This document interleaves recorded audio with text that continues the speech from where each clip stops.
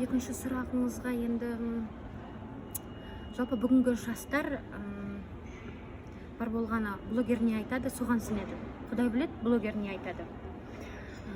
Рухани жаңғыру ол рухани тірілу, рухани жаңғыру ол науқаншылдық емес, қазақы әдептілікті сақтау. Яғни сіздің балаңыз ұлттық театрға баруды қалай ма, әлде Макдональдске баруды таңдар?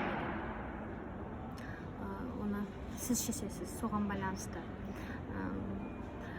Мен ойлаймын, Нұр Отанға әуелі, біздің Нұр Отанға әуелі өзіне қазақылану керек, салт-дәстүрді солар сақтауы керек, конституцияға енгізіп алу керек. Мысалы, Үндістан, Қытай, Пакистан, Татарстан сияқты. Мысалы, Ресей Федерациясында олар біздің дәстүр барлық әлем дәстүрлерінен жоғары деп конституцияларына енгізіп алды. Сондықтан бізге де сол керек деп ойлаймын. Және де жалпы Нұр Отан енді ғана, Нұр Отан партиясы енді ғана жастарға зейін салып жатыр. Болашақта жастар қандай болады? Астарына қонса өте үлкен сұрақ. Сондықтан жастар мәселесі енді, жастарға рух тілеймін.